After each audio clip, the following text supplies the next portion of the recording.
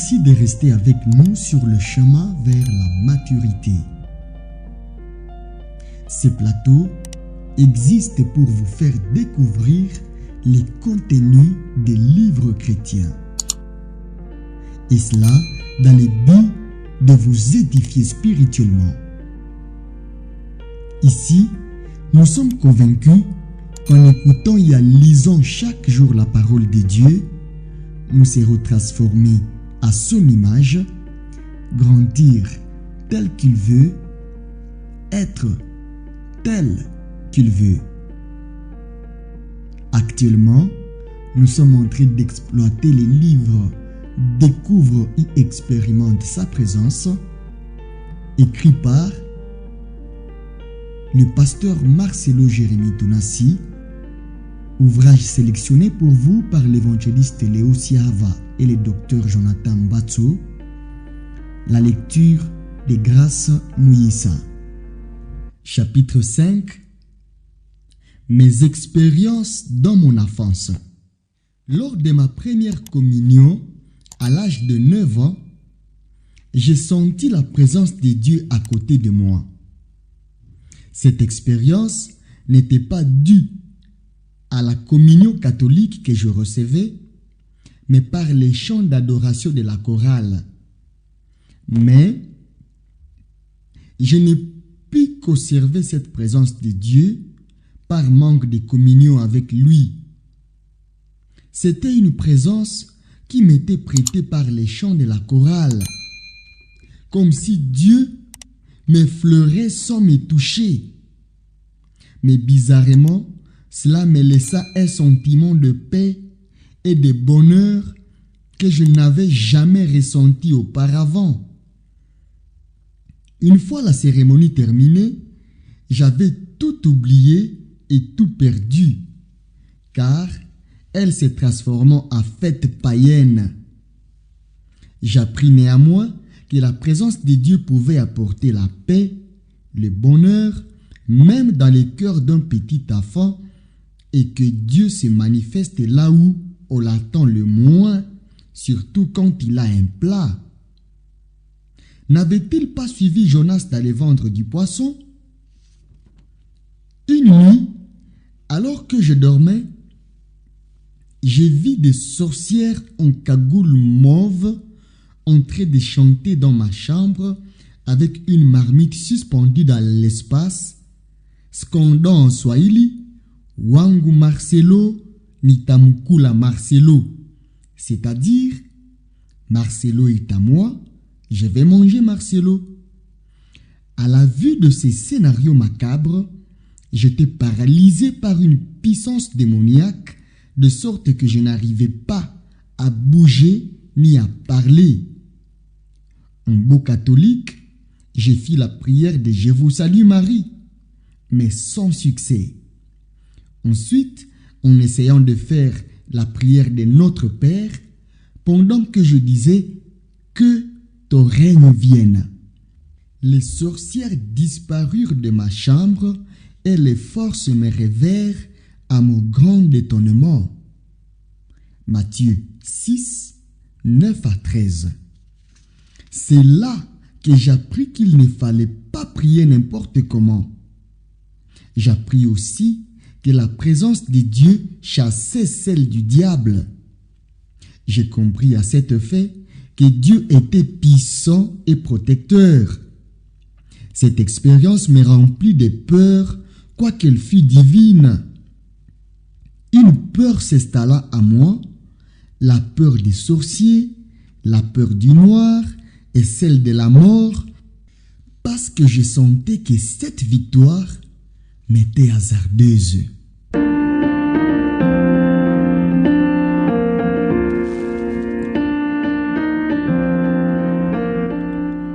Dans le processus de ma conversion, à l'époque où j'étais encore non converti, il m'arrivait de prendre part à certaines réunions de prière où, ensemble avec des amis, nous étions invités. Une fois, j'ai pris part à un culte d'une famille voisine. Ce sermon achevé, le pasteur nous demanda de rester calme pendant un court instant. J'ai senti la présence de Dieu se diriger vers moi. J'avais l'impression qu'une personne s'approchait de moi et chaque fois qu'elle s'avançait, sa présence remplissait le salon jusqu'à venir m'écraser. Paniqué par cette sensation non habituelle, j'ouvris les yeux pour voir de quoi il s'agissait. C'est ce jour, lors de cette expérience, que j'ai commencé à comprendre que le silence donnait aussi accès à la présence de Dieu. Une autre fois, je fus invité à une veillée de prière chez ma tante où presque tout le monde était en train de parler en d'autres langues sous la mouvance de l'esprit. C'était ma première fois de prendre part à ce genre de réunions où je voyais les gens prier de cette façon. La présence de Dieu était forte à ces lieux. Mais comme j'étais encore loin de Dieu, au lieu de m'émerveiller, j'étais plutôt terrifié. Et au mois de mars 1990, j'étais allé dans la province du Bas-Congo passer mes vacances de Pâques auprès de mon oncle qui était le premier converti de la famille Etunasi. Celui-ci avait l'habitude d'inviter des serviteurs de Dieu afin d'apporter l'évangile à sa famille. Un jour, alors que je finissais de prendre mon bain, j'ai vu une grande lumière couvrir toute la porte de la salle de bain et son éclat m'était insupportable. J'ai vu cette lumière ni par une vision, ni au moyen d'un songe, mais avec mes yeux naturels, tout en restant bien conscient de ce qui s'est passé autour de moi. Cette expérience me terrifia à nouveau, et lorsque je voulus fuir, je fus retenu par l'amour de Dieu. Étant prise à une dualité, sa sainteté me repoussait, son amour me retenait. J'entendis une voix me dire « Marcelo, convertis-toi ». J'ai demandé à la voix de savoir comment on s'est converti et elle me répondit « Souviens-toi des paroles de mon serviteur Jean ». Jean était un homme de Dieu qui me parlait souvent de l'évangile et me promettait que si je fais un pas vers Dieu, lui en ferait 9. Il me le disait pour m'encourager à donner ma vie à Jésus, parce que dans le temps, je craignais de me convertir au risque de retourner dans le monde. C'est donc ce jour, lors de cette expérience, que j'évitais le Seigneur Jésus-Christ dans ma vie, seul dans l'intimité de ma salle de bain. La nuit, j'eus la visitation des mauvais esprits sous la forme des nains. Par milliers, ils entrèrent dans ma chambre à travers la fenêtre. Les uns parlaient le français, d'autres le lingala, d'autres encore le swahili. Ils étaient en colère parce que je m'étais converti sans leur permission, comme si je devais la leur demander. Prenant mon esprit dans le but de me tuer, hors de mon corps, je me voyais étendu sur le lit et entendais même ce qui se disait aux alentours, mais sans que je sois capable de quelque chose. Me souvenant de témoignages au sujet des attaques démoniaques, j'ai prononcé le nom de Jésus au moyen de mon esprit, car j'étais incapable d'articuler un seul mot. Je les fis et les mauvais esprits s'enfuirent. C'est lors de cette attaque que j'ai fait l'expérience de la mort en sortant de mon corps physique durant quelques instants. Je devins davantage conscient de la présence de Dieu qui accompagne les noms de Jésus ainsi que de la réalité du monde spirituel. Durant ces vacances, j'avais en outre expérimenté la présence de Dieu au moyen de la lecture des Saintes Écritures. Chaque fois que je lisais la Bible, j'ai senti la présence de Dieu me remplir de sorte que j'arrivais même à pleurer. Ces expériences me firent également comprendre que la parole de Dieu contenait sa présence et sa puissance. De retour à Kinshasa, je ne fréquentais pas les assemblées chrétiennes par snobisme, pensant faussement que les églises n'étaient pas faites pour les carterons. Comme je n'entretenais plus ma vie spirituelle, j'ai fini par faire naufrage dans la foi de 1990 à 1991. Une année plus tard, la présence de Dieu me rencontra sur la route. Je marchais sur la rue quand j'ai fait de nouveau l'expérience de cette présence. J'ai dit à mes amis que désormais j'allais arrêter avec la vie mondaine pour servir à nouveau Dieu. Ils se moquèrent de moi, espérant me décourager. Une semaine après cette expérience, je me rendis dans une église pour participer à un culte. Une fois à l'intérieur, mes yeux se posèrent sur une jolie fille et je me résolus de la draguer à la fin du service, oubliant la raison pour laquelle j'y étais allé.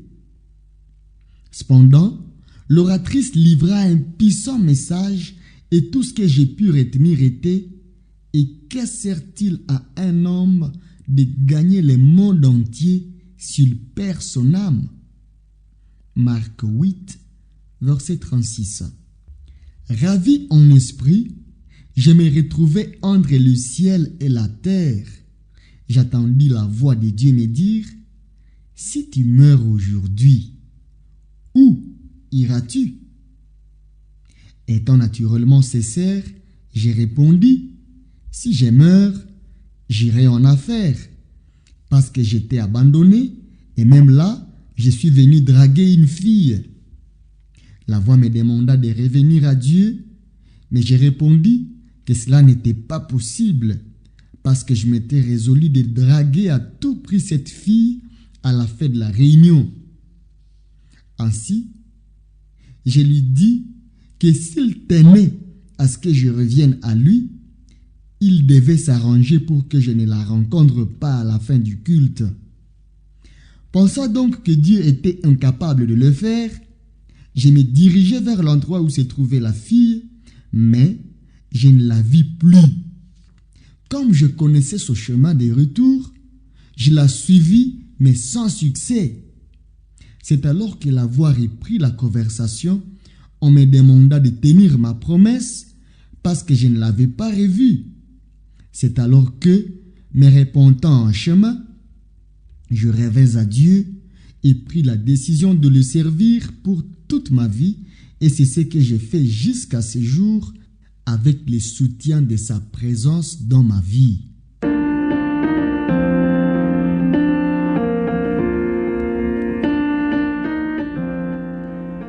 Lors de mon appel au ministère, un soir, alors que l'homme de Dieu Daniel Kapepula lisait une portion de la Bible qui dit: l'Éternel dit, j'ai vu la souffrance de mon peuple qui est en Égypte, et j'ai entendu les cris que lui faut pousser ses oppresseurs, car je connais ses douleurs. Je suis descendu pour le délivrer de la main des Égyptiens. Exode 3, 7 à 8. Comme la voix des grosses eaux, j'attendis une multitude de personnes crier dans mes oreilles en disant: Marcelo, viens nous prêcher l'évangile, nous mourrons. Ému, je me mis à pleurer à grosses larmes et à trembler de tout mon être sur ma chaise, au point où ma petite sœur, inquiète et prise de panique, crut que je piquais une crise de folie en plein culte. Je ne savais quoi lui dire parce que ne comprenant pas moi-même ce qui m'arrivait à cet instant. Pendant que l'assistance se tenait debout pour la prière, j'ai tombé touché par la présence de Dieu. Tentant de me relever, parce que cela me donnait l'impression d'être vaincu par Dieu, j'ai retombé encore. Après le culte, je sortais de l'église en courant, essayant de fuir Dieu et j'entrais en trompe dans la maison. Ma mère, me demandant ce qui n'allait pas et ne sachant que dire, je m'enfermais dans ma chambre. À ma grande surprise, cette présence de Dieu que je fouillais était déjà là, en train de m'entendre. Cette présence était si forte que je suffoquais. C'est bien plus tard que j'ai su faire le lien avec ce qui s'était passé lors de la dédicace du temple de Salomon, pendant laquelle les prêtres ne purent achever leur service à cause de la présence de Dieu qui avait rempli le temple. Seul dans ma chambre, je me mis à prier et ma mère vint pour s'enquérir de ce qui s'est passé. Je lui répondis seulement que je ne comprenais pas ce qui se produisait dans ma vie. Après qu'elle soit partie, Dieu me posa la question suivante. Marcelo, entre un serviteur de Dieu et un fou, que veux-tu devenir? C'est alors qu'en secret, je pris la décision de le servir. Vaincu par sa présence, il n'y avait plus d'argument pour refuser son appel. Dieu avait donc besoin de moi pour que je parle de lui aux hommes de ma génération. Un jour plus tard, ma mère viendra me donner ce chapelet parce qu'elle n'en voulait plus, étant convaincue de mon appel. Et elle fit automatiquement baptiser du Saint-Esprit avec comme signe le parler en d'autres langues. Cela fit un grand bruit qui réveilla toute la famille.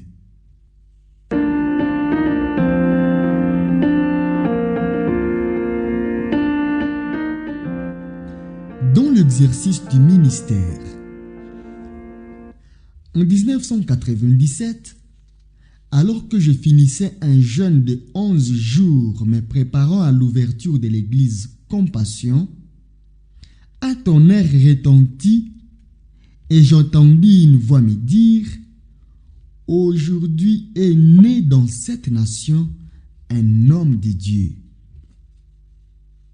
Quelques années après l'ouverture de l'église Compassion, lors d'une veillée de prière, j'entendis la même voix me dire « Prêche la sainteté à mon peuple ».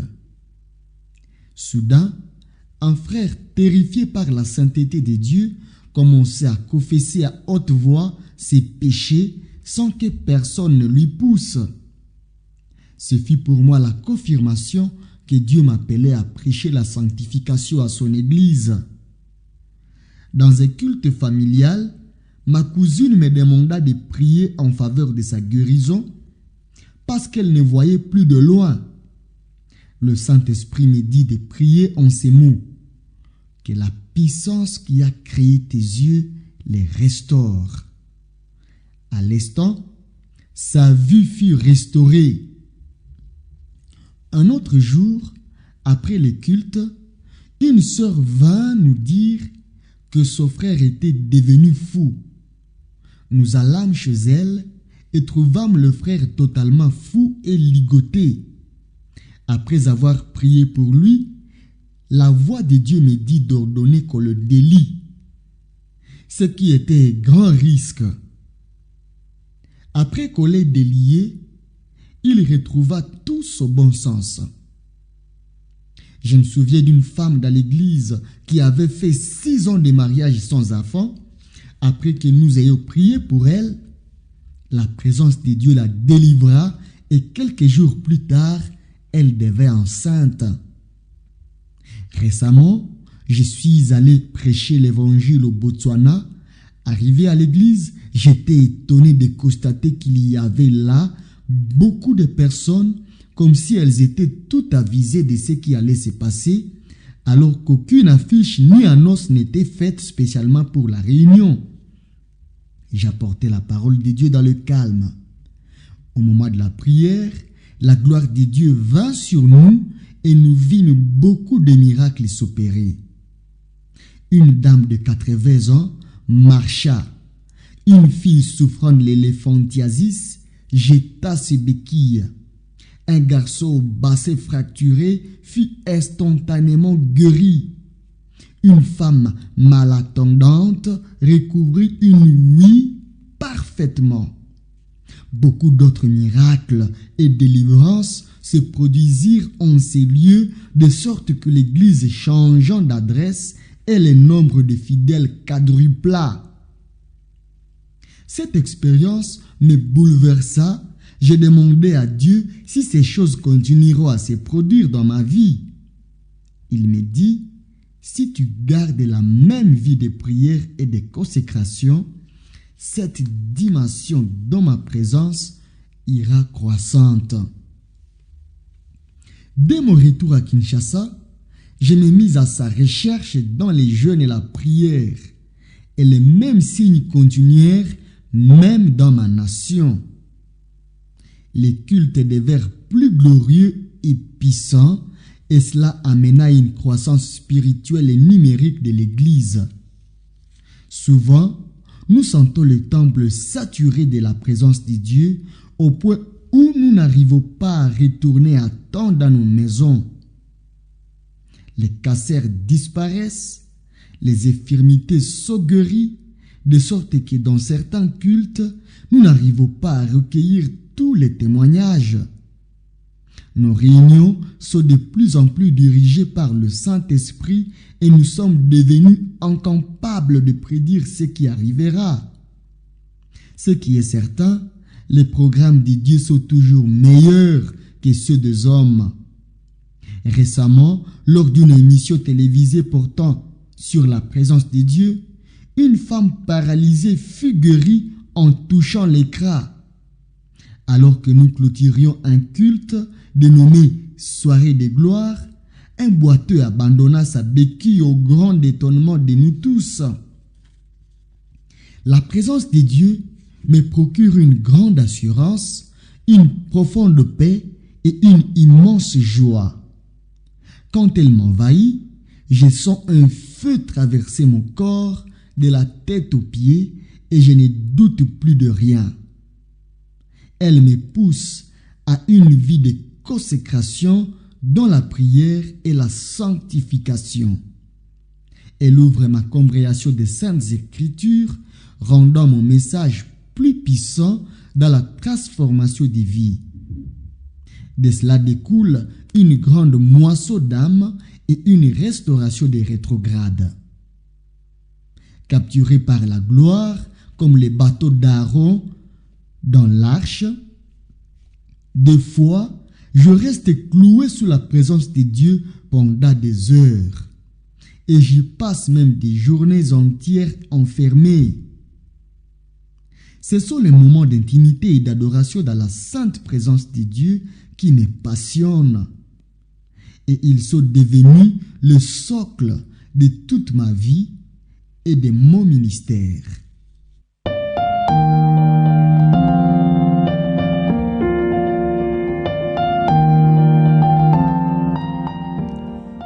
Merci d'avoir suivi cette capsule.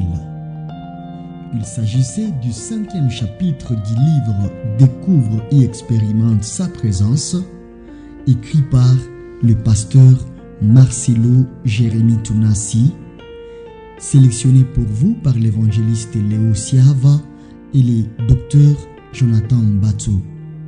La lecture de Grâce Mouissa. Vous êtes sur le chemin vers la maturité.